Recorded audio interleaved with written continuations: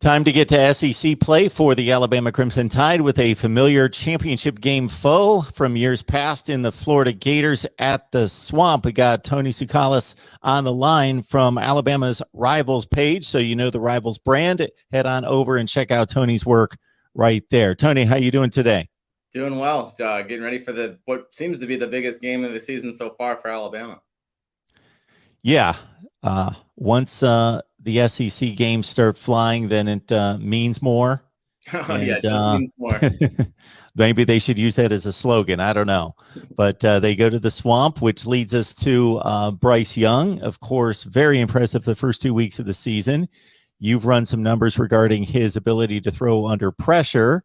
It's going to be a different kind of pressure, though, as he steps on a enemy territory for the first time and one of the more difficult places to play in the country at the Swamp if the crowd's rocking, and just another situation for him to face as a young quarterback. Yeah, so Bryce Young, obviously he made that neutral site start in his first start against Miami, and that was a tough situation because he's going against an experienced defense. But I think it's a whole nother ball game when you go, you're entering the Swamp. You have 88,000 fans.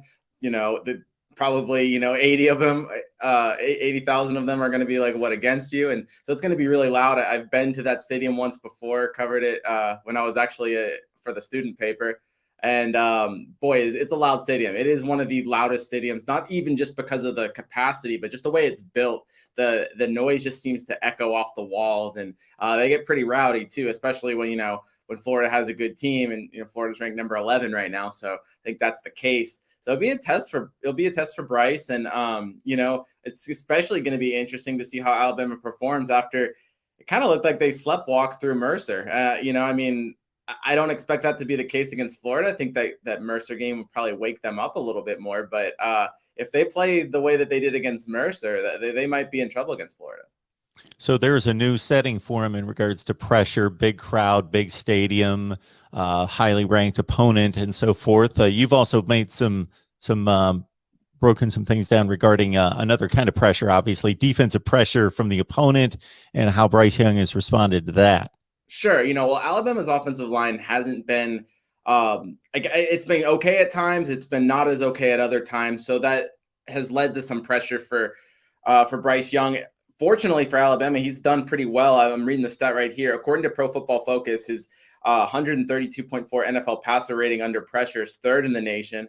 He leads the nation with 5 touchdowns under pressure, and he ranks third with 14 first downs picked up under pressure as well. He's also he's 14 of 26 when pressured, and that's counting 5 thrown away passes. So when you take away those throwaway passes, he's almost at 66% of the pressure throws that he's actually aimed at a receiver. That's pretty good. I mean, especially for a new quarterback. So that's encouraging because you got to think he'll face some pressure against a decent Florida defense. So it'll be an interesting thing to see if he can kind of keep that up.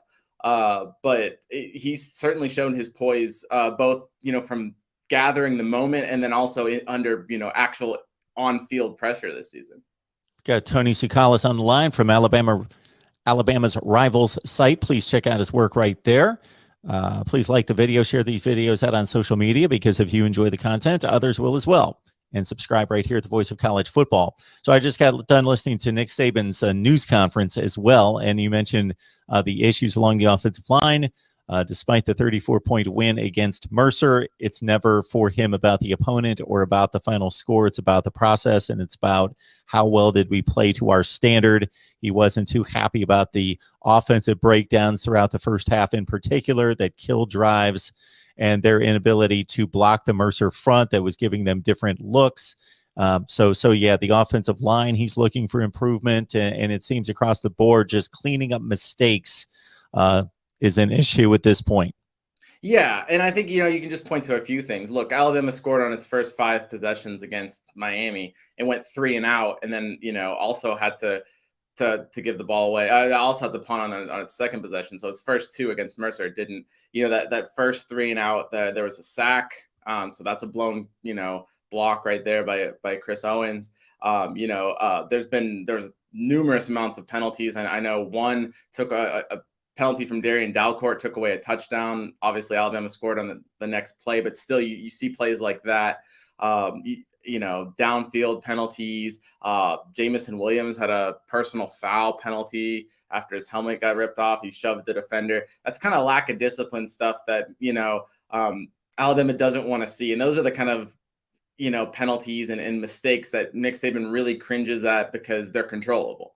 So he wants his team to be more disciplined. If they make a mistake that's, more ability based, I think he's a little bit more lenient towards that per se, but lack of discipline really irks him, especially now, especially after that last week. He kind of warned the whole week not to take Mercer lightly or not to take any opponent lightly, and he was really kind of proven right.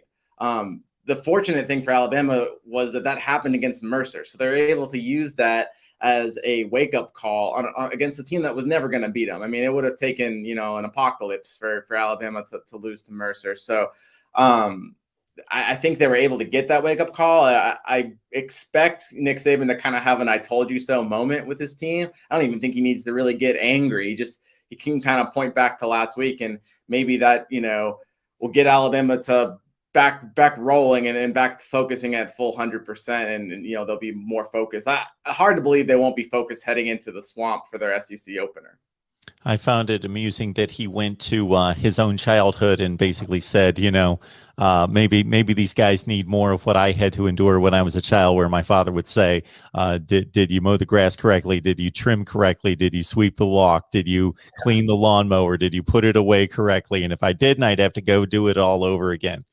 Well, we don't have access to practice, but maybe if we did, we'd see some Alabama players mowing the lawn afterwards, because there was probably some butt chewings that happened, during Monday's practice.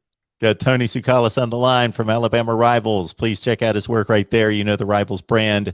It is top of the industry. Alabama taking on Florida to open the SEC. And in a sense, you could probably put Florida's talent level, their ability, their performance on par with Miami to a certain extent, or at least what we expect to play out this season. So if Alabama gets focused to that degree, maybe Florida's a little bit better than the Canes. We shall see. Miami not with the most impressive performance in week 2 for them against Appalachian State. So if Alabama can rein it all in and give us something close to, I think that standard against Miami might be a little bit too high. They were almost perfect in the first half, but until proven otherwise, a decided favorite in this one against Florida. Yeah, I think you're going to see closer to Miami only because the focus. And I think that, so much of Alabama's problems weren't Mercer last week. It was just Alabama. So if they get that back to that full focus, this Alabama team can be pretty lethal.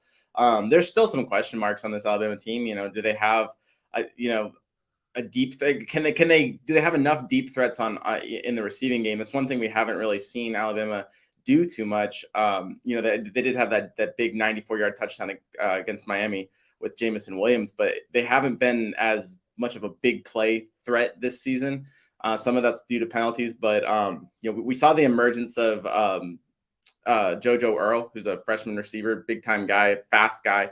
If he can continue that and maybe combine with Jamison Williams, I think they can stretch the field a little bit more. I think it's going to be important against Florida, who, can give up a bit. We've seen them, give up a few big plays through 2 games through the air already this season. So that's one thing that I think, if I'm in Alabama, I'm looking at. But it is going to be a test. And, I think this Florida team, especially if they can figure things out at quarterback, I think it could be, obviously better than Miami. And it could, they could surprise some people if they're able to kind of figure out that quarterback position, which is kind of a question mark right now. Alabama looks like they're preparing for 2 guys. Yeah, so let's get to that. Anthony Richardson is the guy that I think Florida fans are clamoring for. They've had their taste of Emory Jones. He filled in a little bit here and there and had sub packages that were in play for him when he was backing up Kyle Trask last season. He would come into the games, actually in key situations. It wasn't just garbage time. typically would run the ball. They'd let him throw some safe passes, but didn't have the entire offense at his disposal. Of course, he's the starting quarterback now, so the offense is his. But as he's bogged down and show his limitations as a quarterback, Anthony Richardson has gotten some play against FAU and FIU, and I think people like what they see. So it's going to be interesting to see if Dan Mullen's still going to play two quarterbacks, or if he's going to think, okay, big opponent for the first time. We blew out the first two. We could kind of see what we have. Now we need to go with one guy. Yeah, and you look at Anthony Richardson, right, and he looks exactly like a Dan Mullen quarterback. You know, you got those big guys, you know, the Cam Newton type, the Tim Tebow, the Dak Prescott, the big guys that can run the ball and deliver a pass as well. It just seems like he's tailor made for that Dan Mullen offense. So, you know, I think that's part of the reason why, you know, Florida fans are clamoring so much. And then, you know, Emory Jones doesn't look that great throwing the ball. And, you know, while he can move, they can both move with their feet. So I think they're hoping for, you know, a little bit of improvement there. I'm interested to see how Anthony Richardson looks against, you know, it's one thing to do it against the alphabet soup of FAU and FIU or USF. But let's see how he does against an SEC defense, and frankly, one of the top defenses in the nation, if not the top defense in the nation. It might be hard for a young quarterback to continue that success against Alabama. Looks like Alabama's getting its secondary at full strength for the first time in this game. We'll see how Jalen Armour-Davis and Josh Jobe kind of progress, but it's looking like they're going to play. You know, maybe Will Anderson plays as well. So that's a lot to throw at a young quarterback. But I think, you know, if Florida's going to win this game, I'm kind of thinking it's going to have to be Anthony Richardson stepping up and really kind of having a coming out party. And, you know, we've seen that. Yeah, I mean, look, Johnny Manziel obviously later on in the season than what Anthony Richardson's going to face Alabama. But, you know, I think what he really started building up that hype was after he beat Alabama. I think Anthony Richardson, you know, if he's able to beat Alabama, that could really, that will definitely, I guarantee you, jumpstart his career. Yeah, I messed up on the second opponent there. Yeah, South Florida was the game two opponent for the Gators there. Actually on the road, 42-20 win in that one after defeating FAU. Florida, Alabama, and certainly for football fans in the SEC, this just putting those two names together brings back a lot of memories, a lot of history there down through the years. You're working on a piece going back to 1999, right, Tony? Right. Yeah, it was. So Florida had a 30-game winning streak heading into the swamp against Mike Dubose Alabama team. Spurrier's on, of course, for Florida. And Alabama won in a crazy overtime game where, I'm sure people remember it, but Florida scores first on overtime, misses an extra point. Alabama marches back, scores on overtime, also misses an extra point, but Florida was offsides.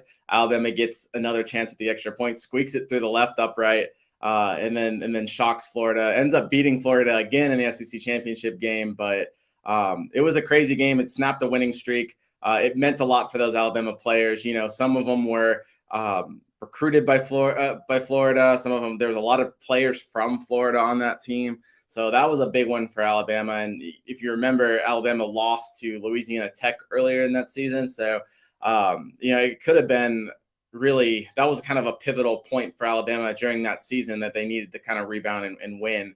And it kind of got them back on track. And they ended up going to the Orange Bowl and losing to Tom Brady, coincidentally on a missed extra point in overtime, which is kind of full karma from the whole thing. But it was certainly a great game. And I look forward to kind of looking back on it.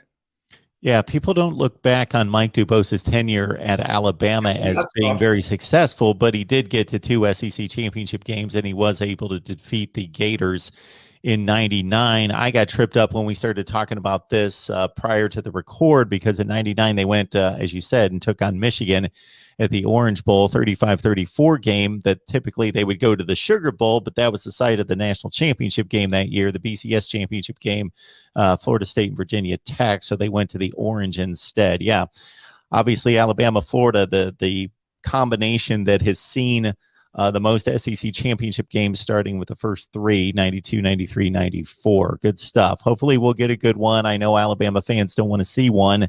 Another 3 or 4 touchdown win would be fine with them, but hopefully a good one at the Swamp, Alabama and Florida. Anything on this one, Tony, else in regards to anything else that we should hit?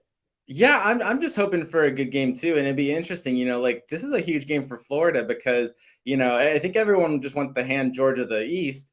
But like I said, if Richardson can come out and maybe surprise Alabama, I think Florida is they have a team that can challenge. I know they lost a lot of stars like Alabama did, but this is a big one for Mullen and Florida if they want to. You don't want to give up after getting to the SEC championship game last year. You don't want to give up too much ground to Georgia this year. And I think it's an important season. And this would be certainly a way to, kind of jumpstart that success and really kind of for Florida to announce itself as a national contender. So I definitely don't think it's a game that Alabama should take lightly. And I don't think it's one that they are going to take lightly. Please give us a like and share these videos out on social media. Subscribe to know when we go live. And upload new content. And of course, join Tony there at Alabama Rivals and check out his work right there. Tony, we appreciate you stopping by to break down the Tide and the Gators.